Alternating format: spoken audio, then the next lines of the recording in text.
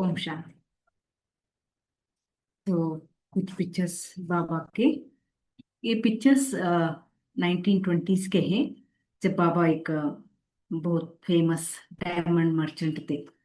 तो इस पिक्चर से हमको क्या पता चलता है, बाबा का जो लाइफस्टाइल था, एक नामी ग्रामी रिच बिजनेसमैन का जो लाइफस्टाइल होता है, बाबा का वो लाइफस्टाइल था। एंड कहते हैं बाबा बहुत शौकीन थे, अच्छे अच्छे कपड़े पहनने का। बाबा के कपड़े फॉरेन से डिजाइन होके आते थे, बोलते हैं। और बाबा को घर में सभी को, अपने घर के बच्चों को, बहुओं को ये डायमंड्स के, गोल्ड के ऑर्नामेंट पहनाने का बहुत इंटरेस्ट था। बोलते हैं ब्रजेंद्र दादी अपने जीवन कहानी बोलते हैं, एक एक फिंगर के लिए दो दो रिंग्स बनाते थे बाबा, बोलते हैं।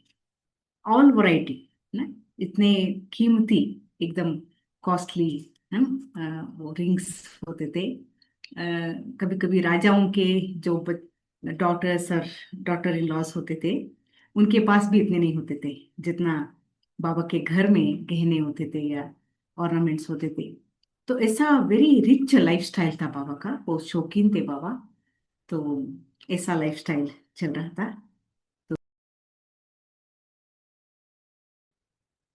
हाँ, तो ये इसका नाम पुट्टू तो ये सूर्य लास्ट बेटी बाबा की, और ये नारायण दादा।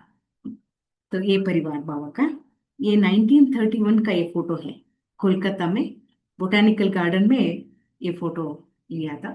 1931 का ये फोटो बोलते हैं। ठीक है। तो चलिए आज बाबा के मुख्य एक श्रेष्ठ धारणा हम सुनेंगे। Brahma Brahma number one obedient child of Shiv Baba. Obedience, आज्ञाकारिता, ये बाबा के लाइफ में नंबर वन क्वालिटी रही। तो हम अव्यक्त मुरलियों में सुनते हैं, स्वयं परमात्मा शिव बाबा ब्रह्मा बाबा को सर्टिफिकेट देते हैं। मम्मा और बाबा नंबर वन पोजीशन को पाने का रहस्य क्या था, उनके अंदर आज्ञाकारिता था। इतने आज्ञाकारी, परमात्मा के हर आज्ञा को इमीडिएट स्वीकार करना, तुरंत स्वीकार करना, उसी हिसाब से सोचना, बोलना, चलना, ये उन दोनों की बहुत बड़ी खूबियत, मतलब स्पेशलिटी। उस धारणा की वजह से वो दोनों ने हाईएस्ट नंबर, नंबर वन पद पाया। तो बाबा आज्ञाकारी थे, परमात्मा के आज्ञाकारी संतान थे। बट अभी हम थोड़ा सोचेंगे, हम्म, आज्ञाकारी बनने के लिए भी क्या चाहिए।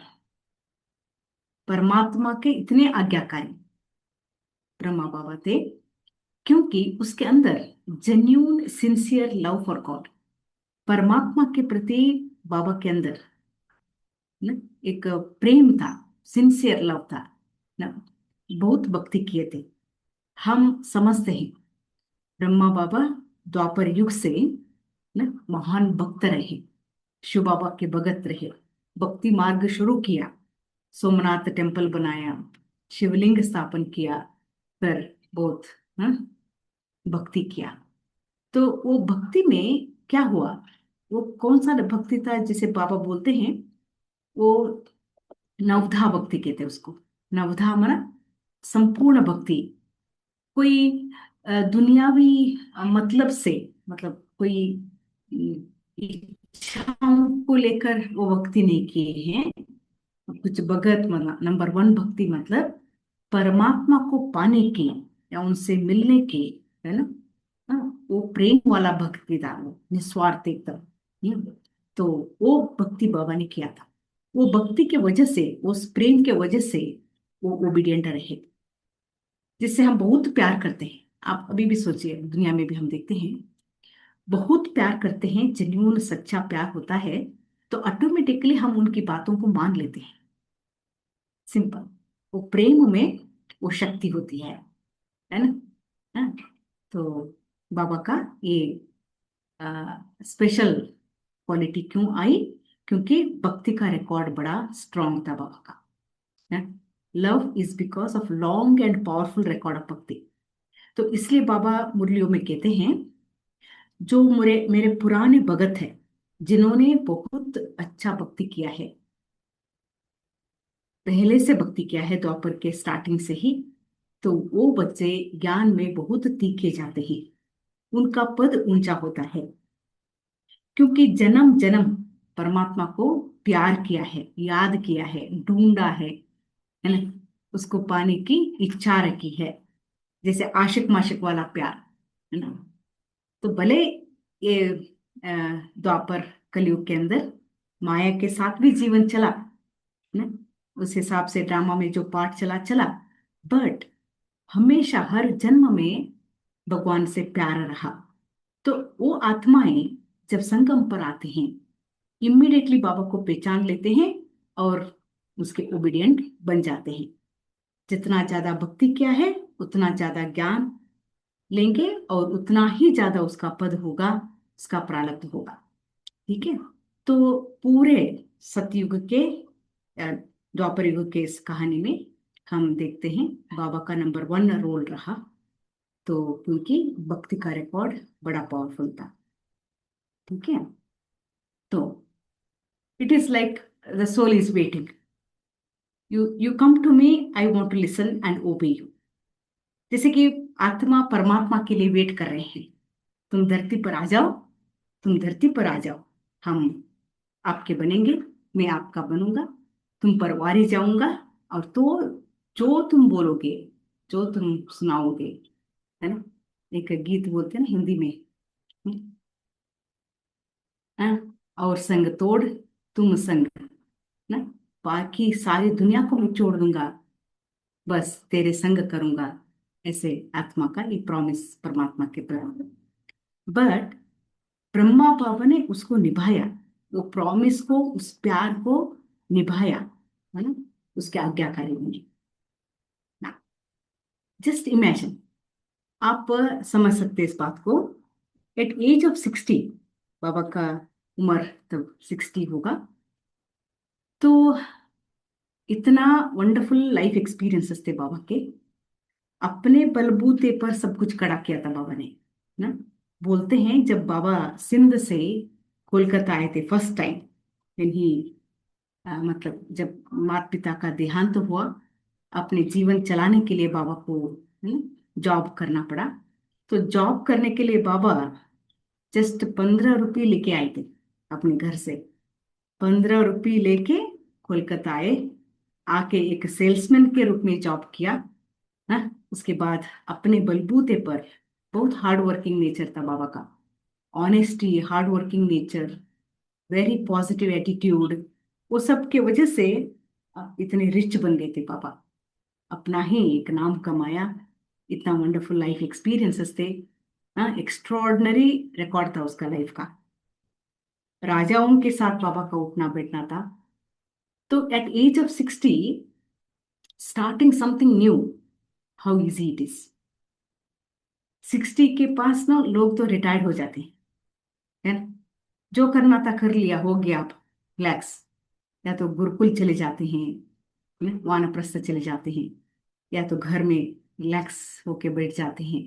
बट एट एज ऑफ 60 परमात्मा के आज्ञाओं को पालन करना, समथिंग वेरी डिफरेंट, पूरे ह्यूमन हिस्ट्री में ऐसे किसी ने किया नहीं है, ऐसी बातें बाबा को करना पड़ा।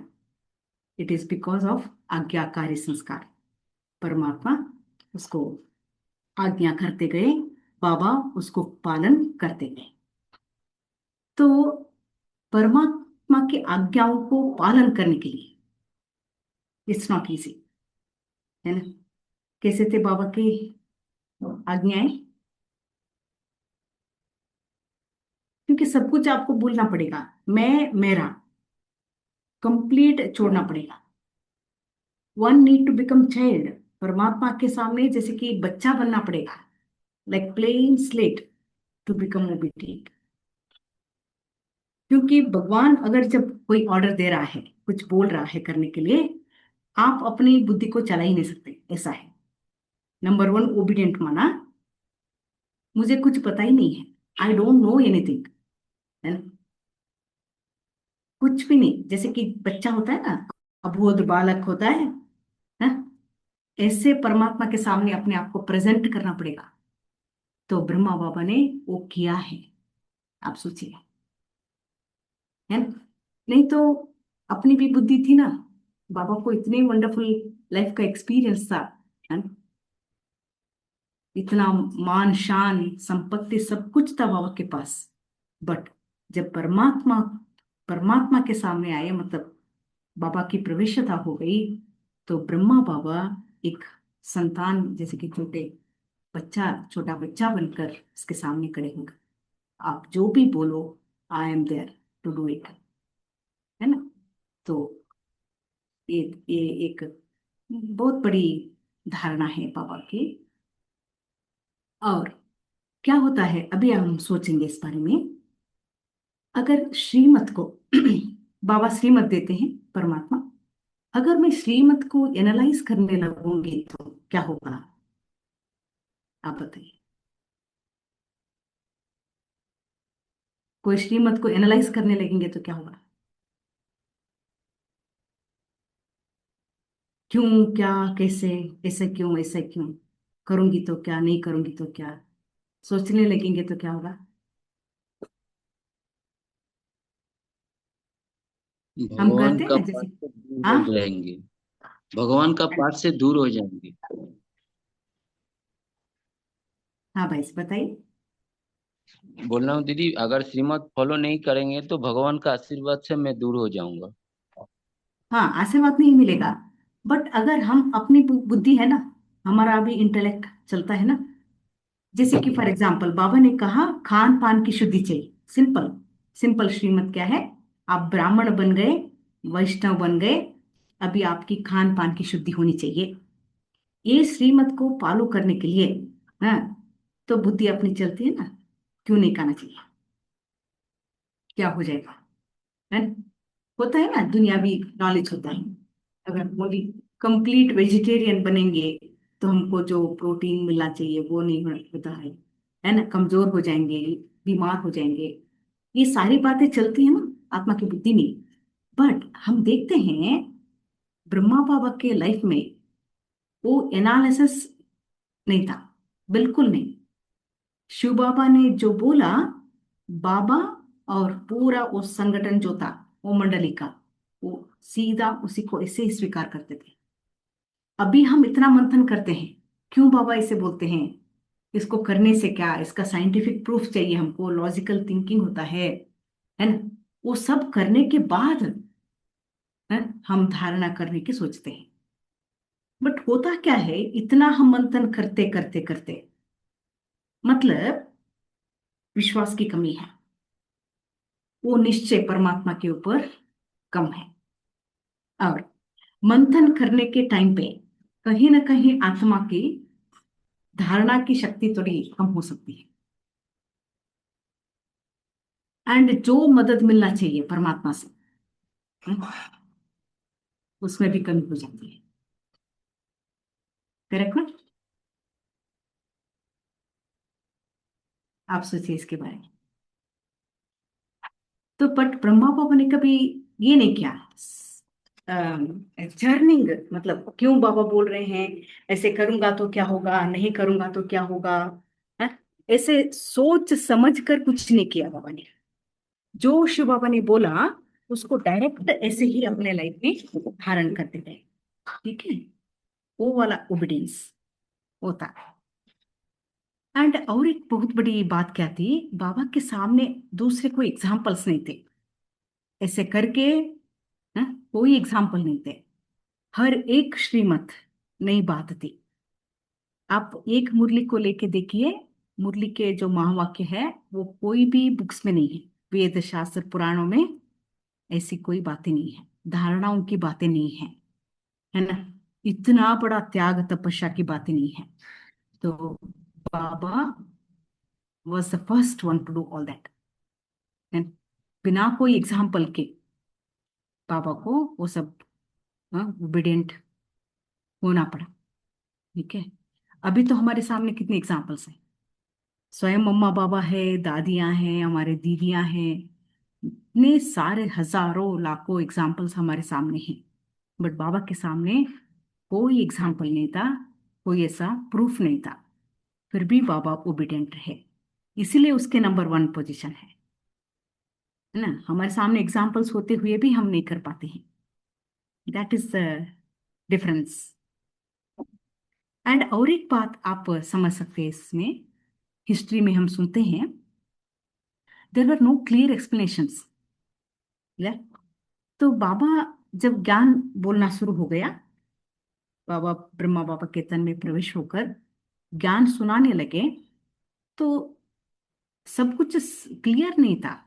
इतने लंबे मुरलियां नहीं चलते थे स्टार्टिंग में, थोड़ा थोड़ा एक्सप्लेनेशन चलता था। एक एक टॉपिक पर थोड़ा थोड़ा बाबा ज्ञान देते थे, क्योंकि डीप नॉलेज लेने की शक्ति भी नहीं थी, या तो वो डाइजेस्ट नहीं होगा। बाबा बोलते ना, गुह्य रहस्य बाद में मैं बोलूंगा। विथ टाइम वो बढ़ता गया। तो जैसे कि फॉर एग्जाम्पल बाबा ने कहा विनाश होगा, 1936 में ही साक्षात्कार हुआ, और बाबा के महावाक्य चले, बच्चे कलयुग खत्म होने वाला है, इससे रात होने के बाद दिन आएगा, सतयुग फिर से आने वाला है। इतना ही बोल दिया ना, इसका पूरा एक्सप्लेनेशन नहीं था। ब्रह्मा बाबा बोलते हैं मैंने तो समझ लिया कि 1-2 साल में सब कुछ हो जाएगा, ऐसे समझ लिया है ना?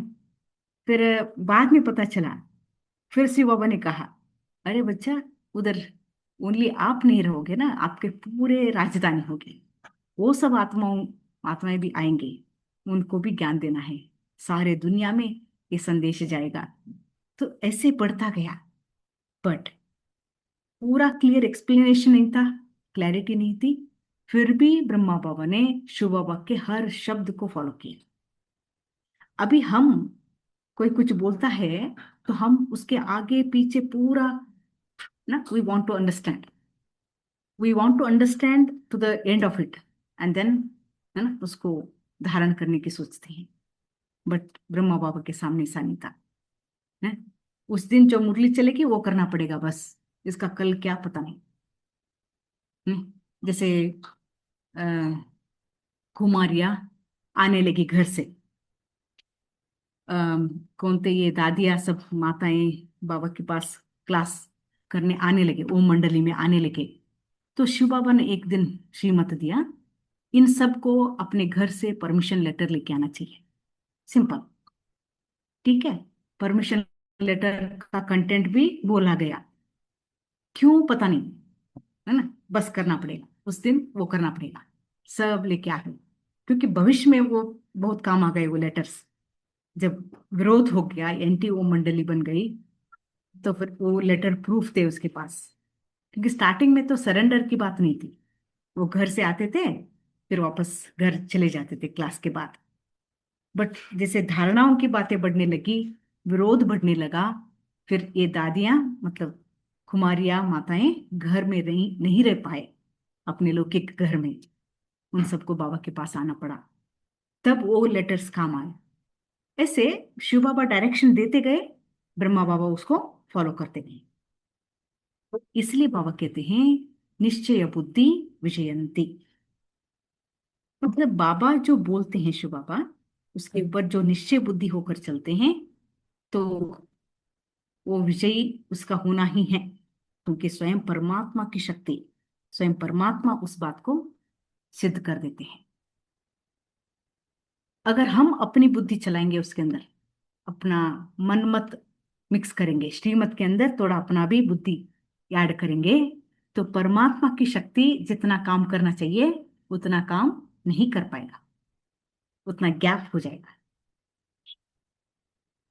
है कि नहीं?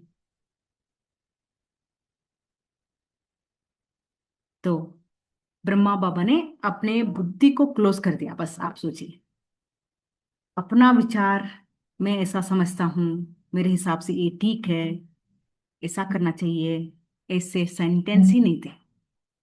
हर छोटी बात के लिए बाबा संदेशियों को ऊपर भेजते थे के पास, या संदेश लेके आना पड़ता था, है? जो बाबा बोलते हैं उसी हिसाब से हर कार्य व्यवहार चलता था। लेकिन तो ये बहुत बड़ी क्वालिटी बाबा के अंदर हम देखते हैं। एंड आप समझिए, परमात्मा की आज्ञाएं, एक बुक में लिखते हैं, गॉड्स whirlwind removes evil। परमात्मा की आज्ञा मतलब जीवन में जैसे कि एक तूफान आता है न, वो तूफान हर नेगेटिविटी को न, मायावी बातों को खत्म कर देता है। जैसे कि एक तूफान आता है तो सब उड़ जाता है, देखिए, छत उड़ जाता है, वॉल्स गिर जाते हैं, है ना, सब गंदगी खत्म हो जाती है। ऐसे जब परमात्मा की ये ऑर्डर संगम पर न, तूफान की तरह बाबा के जीवन में आया। देखिए, बहुत सारे लोग हमारे जीवन में आए, कितने सारे लोग आए, हमारे जीवन को इन्फ्लुएंस किया, है ना। कोई कुछ दे के गए, कोई कुछ लेके गए, कुछ सिखा के गए, है ना, बहुत कुछ हुआ, है ना, है। एंड हम अपने आप को संभालने की कोशिश किया। किसी किसी के लिए हम बहुत थैंकफुल रहे, किसी से लेसन सीखा हमने, और अपने जीवन को फिर से संभालने की कोशिश किया। बट परमात्मा जीवन में आने का मतलब क्या है? देखिए, बाबा के लाइफ में शिव बाबा का आना मतलब उसका जैसे कि मतलब नाम निशान मिट गया। जैसे कि लौकिक वाला, वो फेमस डायमंड मर्चेंट थे, वो खत्म हो गया। अपना सारा का सारा बिजनेस क्लोज। ऐसे कपड़े फिर पहने ही नहीं बाबा ने। आप सोच सकते हैं, सिंध प्रांत में रिचेस्ट में बाबा का नाम था, 5 रिचेस्ट के लिस्ट में बाबा का नाम था, वो खत्म। रिचेस्ट में नहीं है अभी, है। वो बिजनेसमैन नहीं है, कोई राजाओं से मिलना जुलना नहीं है, है? और अपने बचपन से लेकर गुरुओं के अंदर इतनी आस्था रखी थी बाबा ने, है? गुरुओं के फेवरेट थे बाबा। गुरुओं की बहुत आशीर्वाद, है, या बहुत प्रेम था। वो सब छोड़ना पड़ा, गुरुओं का एकदम खत्म हो गया बाबा के लाइफ में, है। तो राधिका, उनकी पुत्र वधु, अपने अनुभव में कहते हैं, बाबा जब बहुत अंतर्मुखी होने लगे, शिव बाबा की प्रवेशता के पहले, थोड़ा समय पहले, तो वो क्या किए, घर वालों को समझ में नहीं आ रहा था। उनको लगा कि कोई ना कोई बात बाबा को बहुत अंदर से सता रही है, कोई चिंता लगी है, वो एक्सप्रेस नहीं कर रहे हैं, शेयर नहीं कर रहे हैं। तो क्या किया ये लोगों ने, एक बाबा के गुरु को घर में बुलाया बाबा से बात करने के लिए। तो बाबा को पता चला कि ऐसे गुरु आए बैठे हैं। बाबा ने अपने घर के पीछे दरवाजे से चले गए, बोलते हैं, he didn't even want to meet the guru. आप सोचिए कितना बड़ा परिवर्तन है ये। नहीं तो गुरुओं के लिए बाबा बहुत रिस्पेक्ट था बाबा के मन में। क्या हुआ था, शिव बाबा ने उसकी, है ना, ऐसी मन की स्थिति ऐसी बना दी थी ना, ऐसे अलौकिक अनुभव में बाबा खो गए थे, ढूंढ रहे थे कुछ, समझने की कोशिश कर रहे थे। तो ऐसे शिव बाबा के ऑर्डर्स थे। तो शिव बाबा ने ऑर्डर किया, देखो, अपने सारे संपत्ति 1937 में ऑर्डर कर दिया, तुम अपने सारे संपत्ति को, हाँ, ट्रस्ट बना के लिख दो, अर्पण कर दो। तो बाबा सोच सकते थे ना, लिख दूंगा तो मेरा क्या होगा। ये फैमिली वाले थे ना बाबा, अपना ना फैमिली था बाबा का। इन बच्चों का क्या होगा, इसका भविष्य क्या होगा, है। इतने सारे आने लगेंगे तो इसकी संभाल कैसे होगी, है? उसके बाद क्या कोई भी क्वेश्चन नहीं बाबा के मन में। करना मतलब बाबा ने कहा, इसने किया, बस। तो बोलते हैं बाबा के जो प्रशंसक थे सिंध में, वो सब एंटी ओम मंडली बन गए। बाबा ओम मंडली यहाँ पे चल रहा था, उसके अगेंस्ट एक एंटी ओम मंडली बन गया। आप समझ सकते हैं इस बात को, कितना तकलीफ हुआ होगा कि बाबा के फ्रेंड जैसे ना, मुरली दादा बोल के रहते थे, उसका नाम मुरली था, और वो बाबा के संबंधी भी थे, हैं? ब्रह्मा बाबा की बेटी निर्मल शांता दादी के वो फादर इन लॉ, है, वो भी सेम, मतलब बहुत अच्छे फाइनेंशियल स्टेटस वाले थे। तो वो बाबा के बहुत अच्छे फ्रेंड थे, वो बाबा के अगेंस्ट हो गए। आप समझिए, पूरा एक बड़ा ग्रुप बनाया उसने सिंध में, बाबा के अगेंस्ट कार्य किया। तो ये सब चेंजेस तूफान बाबा के लाइफ में आया, है ना। तो ये छोटी बात नहीं है।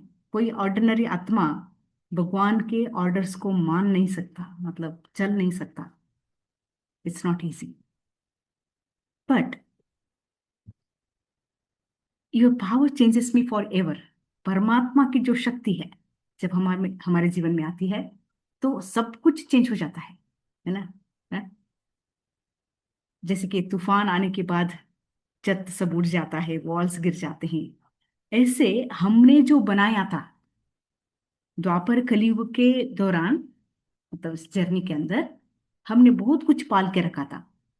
ये मेरा फैमिली है, इसका सपोर्ट मुझे चाहिए, लोक लाज, अंधश्रद्धाएं, हैं, भक्ति की वो सब बातें, या कोई देहदारी गुरु के ऊपर अटैचमेंट, या तो ना वो विश्वास रखना, या दुनियावी नाम शान, दुनियावी ना संपत्ति, इन सभी बातों को मतलब खत्म कर दिया।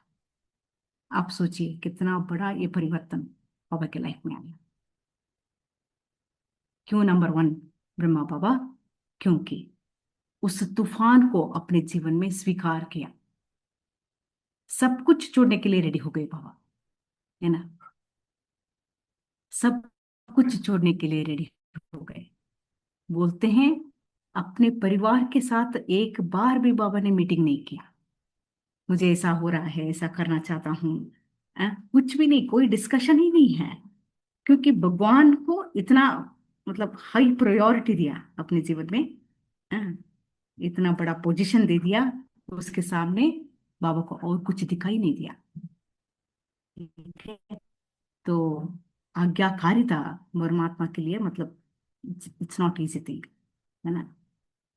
बट जब हम वो शक्ति दिखाते हैं, है ना, वो तूफान, जो परिवर्तन परमात्मा कहते हैं, उसको हम स्वीकार कर लेते हैं, स्टैंड हो जाते हैं उसको, मतलब लेके जीवन में खड़े हो जाते हैं। यस, मुझे परमात्मा के हिसाब से ही जीना है, उसके आज्ञाओं को पालन करना है। तो कल्याणकारी पिता जो भी बोल रहा है मेरे कल्याण के लिए बोल रहा है ना।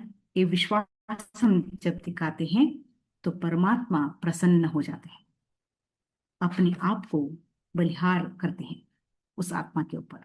यही हुआ शिव बाबा और ब्रह्मा बाबा के बीच में, कि यही एग्रीमेंट हुआ, तुम मेरे ओबीडियंट रहो और मेरा सारा प्रॉपर्टी तुम्हारी। इसलिए भक्ति मार्ग में श्री कृष्ण को परमात्मा समझ लेते हैं, है ना। क्योंकि क्या हो जाता है, when you then you make me a tiny replica of your strength, influenced and eternal। ऐसी आत्मा जब परमात्मा के जितने हम आज्ञाकारी बनते हैं, उतना परमात्मा उसको क्या बना देते हैं, अपना ही एक स्वरूप बना देते हैं, है ना। Brahma Baba next to God, next to God कैसे बने? क्योंकि ओबीडियंट बने। जो आत्मा परमात्मा के ओबीडियंट बनता है तो परमात्मा उसको भरते हैं, हर गुण से, शक्तियों से, हाँ, प्रारब्ध से, हैं, उन सारी बातों को भर सकते हैं, क्योंकि इट्स ओपन टू गॉड। बिना कोई मनुष्य के इन्फ्लुएंस के, बिना कोई पास्ट की बातें, बिना कोई फ्यूचर की बातें, this moment I have only God in front of, धारणाएं ब्रह्मा बाबा की थी। तो इसलिए ब्रह्मा बाबा इक्वल टू शिव बाबा बन गए।